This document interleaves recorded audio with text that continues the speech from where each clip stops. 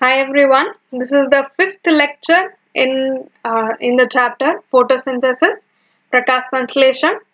આપણે last time વાત કરી હતી કે કઈ રીતના લાઇટ રિએક્શન પ્રકાશ પ્રક્રિયાઓ જે છે એમાં NADPH કઈ રીતના બને છે.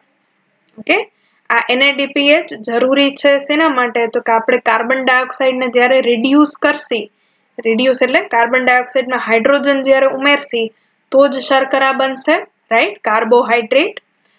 સો એ રિડ્યુસિંગ પાવર જે છે, રિડ્યુસિંગ કેમિકલ જે છે એ NADPH હતું. ઓકે, તો NADPH કઈ રીતના બને એ આપણે જોયું.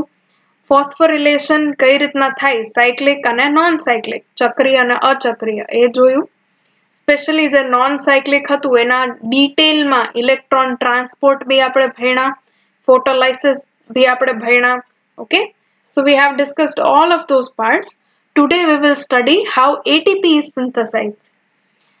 હંમેશા એક વસ્તુ યાદ રાખજો કે પ્રાણીઓ કે વનસ્પતિ કે કોઈ બી સજીવની વાત કરો ને તો એમાં રિએક્શન કેમ કે ઉત્સેચકોની મદદથી થાય છે, પ્રોટીનની મદદથી થાય છે, તો એ એક સ્ટેપમાં પૂરા થતા નથી, એટલું સરળ નથી. ઓકે, એને નોર્મલી આવા ઘણા બધા સ્ટેપમાં વિભાજિત કરી દેવામાં આવે છે. It is divided into many steps અને એ રીતના એવું મેન્ટેન કરવામાં આવે કે એનર્જી જે છે એનો એફિશિયન્ટલી યુઝ કઈ રીતના કરવો.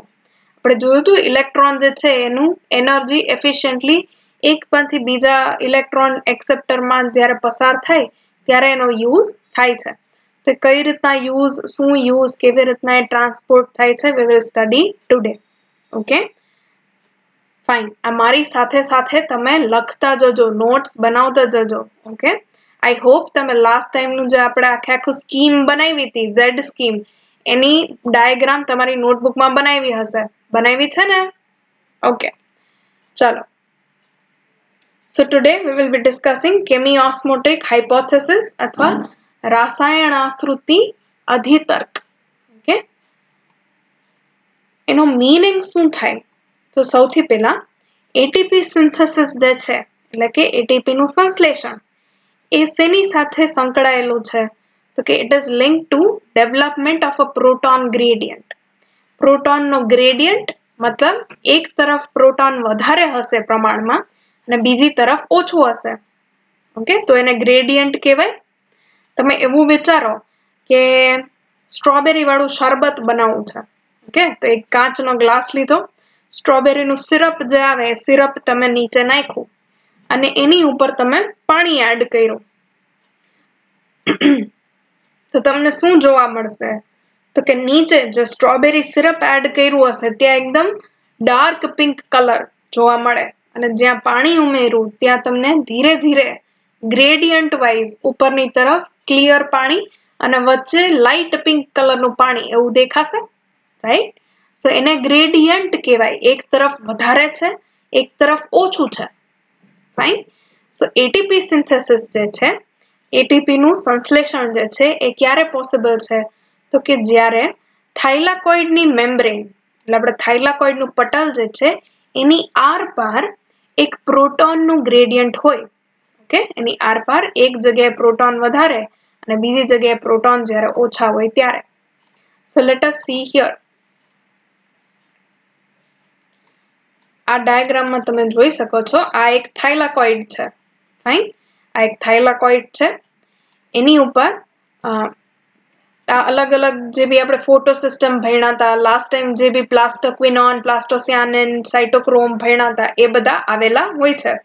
ઓકે, અને ફોટોલાઇસિસ જે છે, પાણીનું તૂટવું પ્રકાશની હાજરીમાં, તો that photolysis of water takes place in lumen of thylakoid. થાઇલાકોઇડ જે છે એના અંદરની જગ્યામાં, એની ગુહા જે છે, ખાંચો જે છે એની અંદર થાય છે. So it happens in lumen of thylakoid and finally you are getting a lot of protons. તમને યાદ હોય તો બે પાણીના મોલેક્યુલમાંથી આપણને 4 ઇલેક્ટ્રોન, એક ઓક્સિજનનું મોલેક્યુલ અને 4 પ્રોટોન મળતા હતા, રાઈટ? તો આ પ્રોટોન જે છે અંદરની તરફ વધતા જશે. કોની કમ્પેરિઝનમાં? તો કે બારના આધારકની કમ્પેરિઝનમાં. બાર સ્ટ્રોમાં હશે અંદર થાઇલાકોઇડ ની લુમેન અને બહારની તરફ આધારક અથવા સ્ટ્રોમા. ઓકે, તો આ ટાઈપનું જ્યારે એક પ્રોટોન ગ્રેડિયન્ટ બને, અંદર હાઇડ્રોજન આયન વધારે, અંદર પ્રોટોનનું પ્રમાણ વધારે અને બહાર ઓછું, ત્યારે એટીપી નું સંશ્લેષણ પોસિબલ થાય. હવે આ અંદર હાઇડ્રોજન વધારે કઈ રીતના આપણે બનાવી શકીએ, એનું કોન્સન્ટ્રેશન વધારે કઈ રીતના શકીએ, I mean how to increase the concentration of proton inside the thylakoid. તેને 3 reason છે. First is because photolysis or splitting of water takes place on inner membrane of thylakoid. તો એમાં H+ જે છે પ્રોટોન જે છે એનું પ્રમાણ ધીરે ધીરે વધતો જશે. જેવું વોટર મોલેક્યુલ સ્પ્લિટ થતા જશે એમ H+ નું પ્રમાણ અંદરની તરફ વધતો જશે. Now let us look at the second reason. Second reason જે છે that is when electron move through electron transport chain. આપણે જે વિજાણુ પરિવહન તંત્રના થ્રુ જ્યારે ઇલેક્ટ્રોન ટ્રાન્સપોર્ટ થાય છે ત્યારે એની સાથે સાથે પ્રોટોન પણ ટ્રાન્સપોર્ટ થાય છે. ઇલેક્ટ્રોન એ નેગેટિવલી ચાર્જ છે, E-, તો નેગેટિવ ચાર્જને એમનેમ તમે ટ્રાન્સપોર્ટ ના કરી શકો, એટલે એની સાથે સાથે પ્રોટોન જે છે પોઝિટિવ ચાર્જ જે છે એ બી ટ્રાન્સપોર્ટ થશે. ન્યુટ્રલ હોય તો મોલેક્યુલના આગળ તમે આસાનીથી લઈ જઈ શકો એના માટે. નાઉ પે અટેન્શન. ઓકે, અહીંયા શાંતિથી મારી વાત સાંભળજો. પ્લાસ્ટોક્વિનોન જે છે, ઓકે, પ્લાસ્ટોક્વિનોન PQ, એ પ્લાસ્ટોક્વિનોન આ થાઇલાકોઇડની પટલ, થાઇલાકોઇડ મેમ્બ્રેનનું બાયલેયર હોય, લિપિડ બાયલેયર. તમે સેલ જ્યારે ભણ્યા હશો, કોષની બધી રચનાઓ ભણ્યા ત્યારે ભણ્યા બાયલેયર, તો એ ઉપરના લેયર તરફ હોય છે. ઓકે, ઉપરનું લેયર ઇન ધ સેન્સ અહીંયા બહાર આધારક છે અને અહીંયા અંદરની તરફ તમે થાઇલાકોઇડનું લુમેન છે. ફાઇન. તો આ પ્લાસ્ટોક્વિનોન જે છે એ પટલની આધારક તરફની જે બાજુ છે એ તરફ તમને જોવા મળે. તો હિયર યુ હેવ પ્લાસ્ટોક્વિનોન. હવે આ પ્લાસ્ટોક્વિનોન પાસે જ્યારે ઇલેક્ટ્રોન પહોંચે, PS2 પાસેથી ઇલેક્ટ્રોન લે, ત્યારે એ ખાલી ઇલેક્ટ્રોન લેતું નથી, એ ઇલેક્ટ્રોનની સાથે સાથે પ્રોટોન કેરિયર પણ છે. એટલે આધારકમાંથી, સ્ટ્રોમામાંથી પ્રોટોન લેશે. ઓકે, પ્રોટોન એક્સેપ્ટ કરશે and it will get converted to PQH2. Okay, reduced plastoquinone. આ PQH2 પાસે ઇલેક્ટ્રોન પણ છે અને પ્રોટોન પણ છે. ઓકે, હવે આ PQH2 જે છે reduced plastoquinone જે છે એ ફાઇનલી એના ઇલેક્ટ્રોન દેશે કોને? સાઇટોક્રોમ B6F ને. આ બ્લુ કલરની જે ડોટેડ એરો વાળી લાઈન છે તમને ઇલેક્ટ્રોનની પાથ દેખાડે છે, ઇલેક્ટ્રોનનો પરિપથ દેખાડે છે. ઓકે, તો ઇલેક્ટ્રોન પાસ થયું ફ્રોમ PS2 ટુ પ્લાસ્ટોક્વિનોન અને પ્લાસ્ટોક્વિનોનનું રિડ્યુસ્ડ ફોર્મમાંથી B6F તરફ. ઇલેક્ટ્રોન તો B6F ને દેવાઈ ગયું, પણ પ્રોટોનનું શું થશે જેને બહારથી લીધું છે? તે બહારથી લીધેલું proton will be added towards inner side of the thylakoid. Okay, એટલે થાઇલાકોઇડની અંદરની તરફ એને છોડવામાં આવે છે. See, plastoquinone removes proton from the stroma while transporting an electron. Plastoquinone passes the electron to electron carrier. આ electron carrier ને pass કરી દેશે electron and it releases the H+ into the lumen. A lumen ની અંદર H+ ને release કરી દેશે. તો હવે થશે શું? તો કે બહાર જેટલા બી થોડા ઘણા પ્રોટોન બી હશે, થોડા ઘણા H+ બી હશે, એને પકડી અને પ્લાસ્ટોક્વિનોન અંદરની તરફ લઈ આવે છે. Okay, so you are able to C કે બધા H+ વધારે પડતા અંદર છે. સેકન્ડ થિંગ, આપણે હમણાં જ જોયું કે ફોટોલાઇસિસ થઈ એના હાઇડ્રોજન આયન બી અંદર જ બને છે. તો ધીરે ધીરે તમને આ ગ્રેડિયન્ટ બને છે દેખાય છે. અંદરની તરફ પ્રોટોન વધારે, બહારની તરફ પ્રોટોન ઓછા. Okay, now let's see the third reason જેના કારણે પ્રોટોનનું કોન્સન્ટ્રેશન અંદર વધી શકે. આપણે જે NADP રિડક્ટેઝ ભણ્યા હતા, NADP+ રિડક્ટેઝ યાદ આવે? એ છેલ્લું એક એવું એન્ઝાઇમ છે જે ઇલેક્ટ્રોનને ફાઇનલી ટ્રાન્સફર કરે છે NADP plus તરફ અને it will become NADPH. આ પ્રોસેસ જે છે એ આધારકની અંદર થાય છે. Okay, here you are able to see આ NADP reductase છે અહીંયા આવેલું. એ NADP ને લેશે, એમાં એક પ્રોટોન લેશે આધારકમાંથી બહારની તરફથી અને it will convert it into NADPH. તો ફાઇનલી થયું શું? તો થયું એવું કે બહાર પ્રોટોનનું કોન્સન્ટ્રેશન ઘટી ગયું. પ્રોટોન જે છે એ જેટલા હતા એ બધા પ્લાસ્ટોક્વિનોન પકડીને અંદર લઈ આવે છે. બાકી વધેલા પ્રોટોન NADP ની સાથે જોડાય અને NADPH બનાવવામાં વપરાઈ જાય છે. તો બહાર પ્રોટોન ઓછા અને અંદર પ્રોટોન વધી ગયા છે. ઓકે, હવે એવું વિચારો કે એક ખટારો છે, ખટારાની અંદર તમે એક પછી એક પકડીને બધા ઘેટાને ભર્યા છે. Okay, so here in the thylakoid, આ પિંક કલરનું આખું તમને જે દેખાડ્યું છે થાઇલાકોઇડ છે. થાઇલાકોઇડ ની અંદર તમે ભરીને પ્રોટોન ભેગા કર્યા છે. ફાઇન. હવે આ પ્રોટોનને એસ્કેપ કરવાની ટ્રાય કરશે, બહાર નીકળવાની કોશિશ કરશે. એ બહાર નીકળવાની કોશિશ જે કરે એમાં જે એનર્જી હોય એ એનર્જીનો યુઝ થશે ટુ મેક ATP. આ પ્રોસેસને સમજવા તમે એવું વિચારો કે મોટર ચાલુ કરી અને ઉપરનો ટાંકો જે હોય છત ઉપર કે ઘરની ઉપર તમે જોયા હશે ટાંકા હોય ભરેલા હોય, એમાં પાણી તમે ચડાવ્યું. હવે એ પાણી જ્યારે તમે નળ ખુલ્લો મૂકશો તો એ નળ જેવો ખુલ્લો મૂકો એવું બધું પાણી નીચે આવશે. રાઈટ? આ સેમ વસ્તુ ડેમમાં પણ થાય છે. ડેમનો જ્યારે દરવાજા ખોલે ત્યારે બધું પાણી નીચેની તરફ આવે, બહાર નીકળવાની કોશિશ કરે. તો એ બહાર નીકળવાની જ્યારે કોશિશ કરે ત્યારે હાઇડ્રો ઇલેક્ટ્રિક પાવર સ્ટેશન, આવું કંઈક તમે સાંભળ્યું હશે. મોટર મૂકે, મોટર ફરે તો ઇલેક્ટ્રિસિટી જનરેટ થાય. રાઈટ? તો બસ એટલી વસ્તુ દિમાગમાં રાખજો. હવે આપણે સ્ટડી કરીએ કઈ રીતના આ પ્રોટોન ગ્રેડિયન્ટ જે છે, પ્રોટોનનું જૂથ જે છે, જે આપણે ઘેટા બકરાની જેમ ફૂલ ભરીને રાખ્યા છે, એની એનર્જી ATP સિન્થેસિસ માટે કઈ રીતના વપરાય છે. Okay, so the breakdown of this gradient leads to synthesis of ATP. આ ગ્રેડિયન્ટને તોડવો જ્યારે તૂટશે ત્યારે તૂટવાની જે બી એનર્જી હશે will be used to make ATP.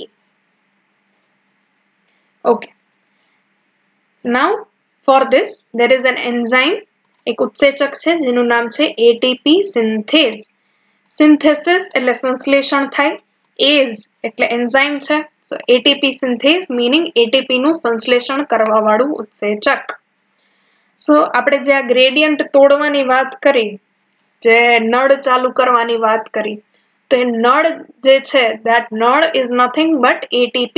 That tap is ATP synthase. Okay, that નળ જે છે ATP synthase છે.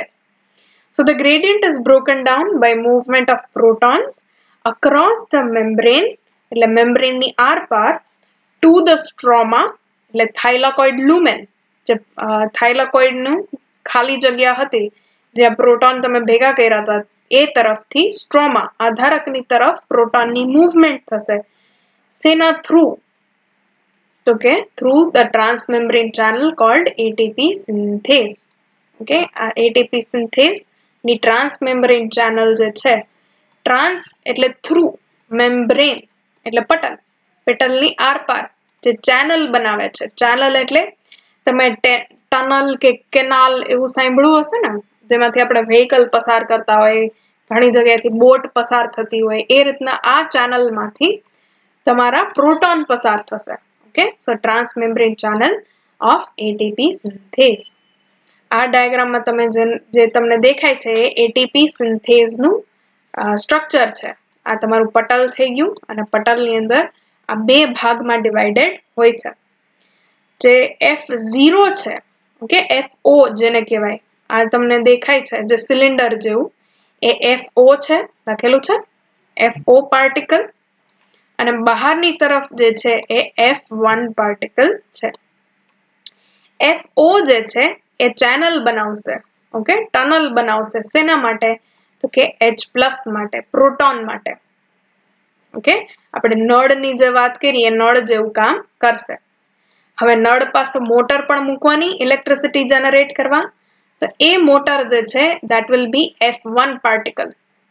આ તમે ઇવન જ્યારે માઇટોકોન્ડ્રિયાનું સ્ટ્રક્ચર ભણ્યા હશો ને ત્યારે FOF1 પાર્ટિકલ એવું ભણ્યા હશો, લોલીપોપ જેવું ડ્રો કરતા હશો.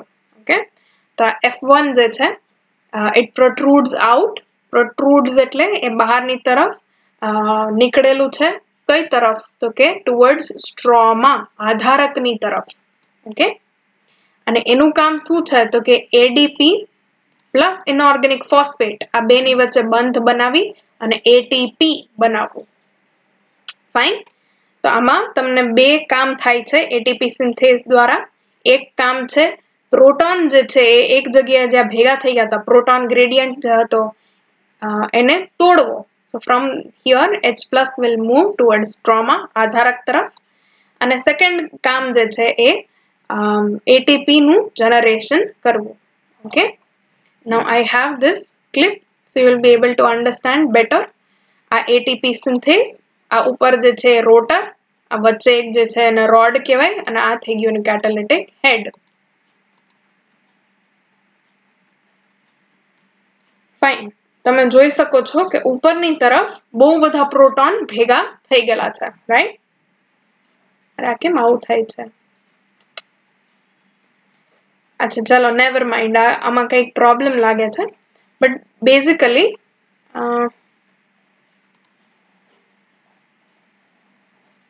Weight,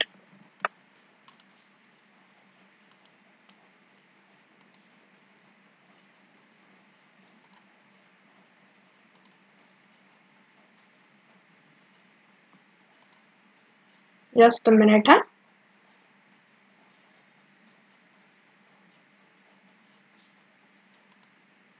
I think this video is not working.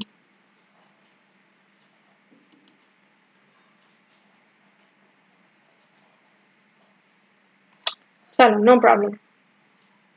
આમાં જ તમને સમજાવું કઈ રીતના થાય છે. આમ પ્રોટોન માટે આ ટ્રાન્સમેમ્બ્રેન ચેનલ જે F0 ની આપણે વાત કરી ને એ FO ની અંદર આ પ્રોટોન અહીંયા જોડાઈ જશે. આ તમને ખાંચા જેવું દેખાય છે રાઉન્ડ રાઉન્ડ. ઓકે, એ આની અંદર જશે, એ કેનાલ જેવું જ છે. ઓકે, ટનલ જેવું છે, એની અંદર ઘૂસી જશે. એ ઘૂસશે એટલે આ આખું ફરશે. તમે ઓલા ઘણા ગાર્ડનમાં જોયું હશે ને કે તમારે અંદર જઈ અને અંદર જવું હોય તો આવી ચકેડી જેવું હોય, એ ચકેડીમાં એક તરફથી અંદર જવાનું ફરે એટલે તમે બીજી તરફ બહાર જઈ શકો. એ ટાઈપનું જ હોય છે. તો આ પ્રોટોન જે થાઇલાકોઇડની લુમેન છે એ તરફથી અંદર અહીંયા જોઈન થશે. જોઈન થાય એટલે આ આખું મૂવ થશે. જો અહીંયા એરોથી દેખાડ્યું છે એટલે આ ક્લોકવાઇઝ ડિરેક્શનમાં આખું ફરશે. એ ફરશે એટલે પ્રોટોન હવે બીજી તરફથી આ આખું આમ ગોળ ફરી અને અહીંયા બીજી તરફ જે ખાલી જગ્યા હશે ત્યાંથી આ સેમ પ્રોટોન આખો રાઉન્ડ લગાવી અને it will be able to move towards stroma. A stroma તરફ જઈ શકશે. Okay, it will be released into the stroma. હવે આ આખું ફર્યું એની સાથે સાથે જોડાયેલું છે આ ઉપરનો ભાગ. ઓકે, આ ઓરેન્જ ને ગ્રીન કલરનો જે પાર્ટ છે F1 પાર્ટિકલ એ આની સાથે જોઈન્ડ છે. આ ગામા લખેલું છે એ ગામા પ્રોટીન છે જેની સાથે આ જોડાયેલું છે. તો આ નીચેનું ફર્યું એની સાથે સાથે આ ઉપરનું બી ફરશે. આ ઉપરનું જ્યારે ફરે ત્યારે એન્ઝાઇમ હોય તો એમાં મૂવમેન્ટના કારણે એના કન્ફર્મેશનમાં ચેન્જીસ આવશે. કન્ફર્મેશન એટલે એનું સ્ટ્રક્ચર જે હતું, એનું જે ટાઈપનું 3D સ્ટ્રક્ચર હતું એમાં થોડા ઘણા ફેરફારો થશે. એ ફેરફારો જે છે they will help in converting ADP to ATP. એમાં જે મૂવમેન્ટ થશે, જે બી કન્ફર્મેશનમાં ચેન્જીસ આવશે તો એ ચેન્જીસના કારણે એ ADP ને સરસ રીતના ATP માં કન્વર્ટ કરી શકશે. Okay, so now you have this ATP and this ATP will be used as energy to make carbohydrate which is sugar. Okay,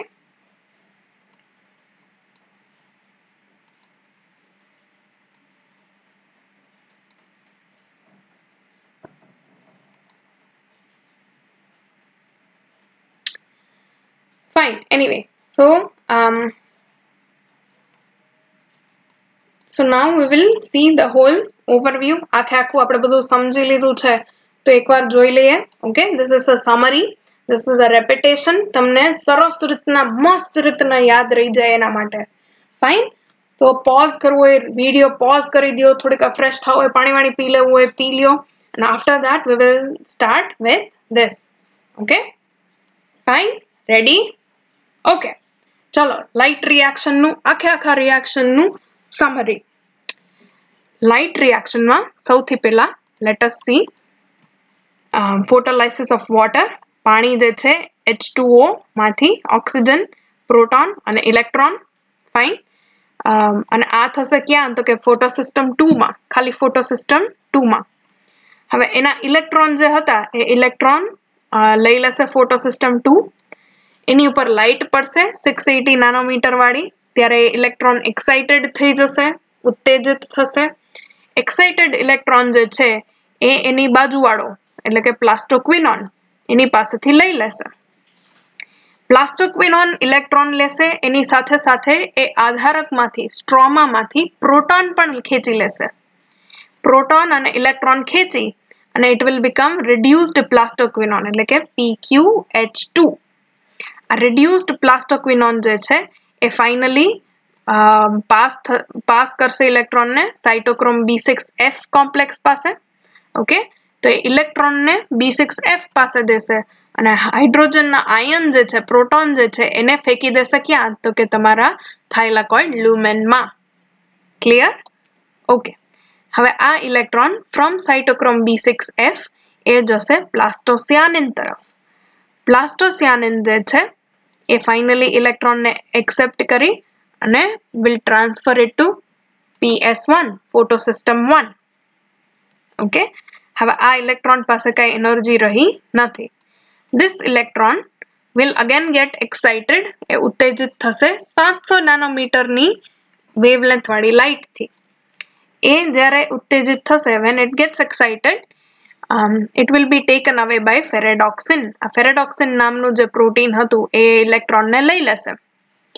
ferredoxin પાસેથી એ NADP reductase નામના એન્ઝાઇમ પાસે પહોંચી જશે electron. Okay, this electron will finally be transferred to NADP plus proton. Okay, so NADP plus proton will give you NADPH. તો હવે finally તમારી પાસે NADPH બની ગયું છે. Yes, hooray. Now second, આ જે પ્રોટોન હતા અંદરની તરફ ફૂલ ભેગા થઈ ગયેલા, એ પ્રોટોન ફાઇનલી ATP સિન્થેઝ નામના ઉત્સેચકના થ્રુ એ ચેનલ પ્રોટીન જેવું કામ કરશે અને એ આ જમા થઈ ગયેલા પ્રોટોનને અંદરથી બહારની તરફ લઈ જવાનું કામ કરશે. When this proton moves from inside to outside, એ આખી આની ચકેડી ફેરવશે, ચકેડી ફરશે ત્યારે ADP માંથી ATP બનશે. So now you have NADPH and ATP with you. આખું સિસ્ટમ સમજાઈ ગયું તમને? This is the whole system of light reaction.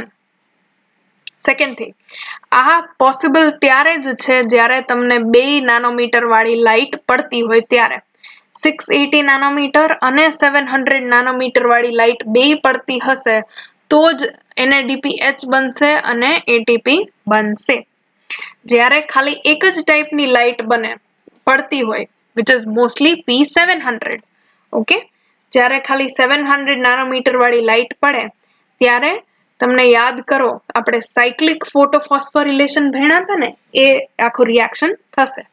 એમાં શું થાય તો કે લાઇટ પડે ફોટોસિસ્ટમ 1, ફોટોસિસ્ટમ 1 નો ઇલેક્ટ્રોન એક્સાઇટેડ થાય, એ આ જે ફેરેડોક્સિન છે એની પાસે પહોંચે.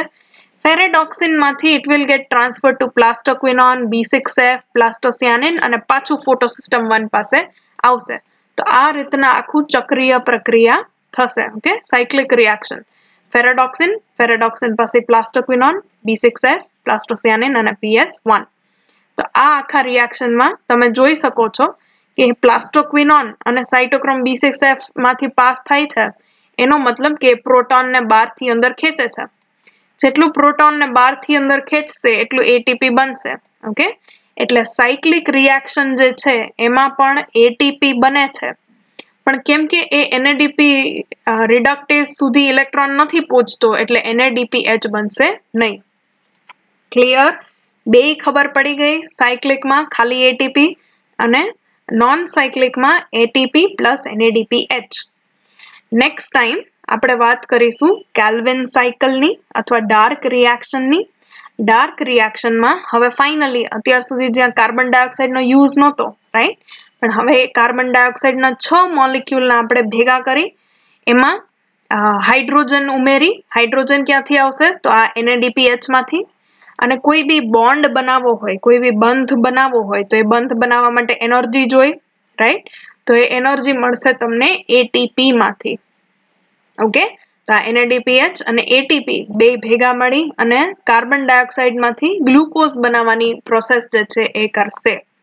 Okay, next time when we study Calvin cycle થોડું પ્રિપેર આટલું કરીને આવજો. Fine, you have to read, થોડું વાંચશો એટલું વધારે ને વધારે ક્લિયર થશે. Okay, fine.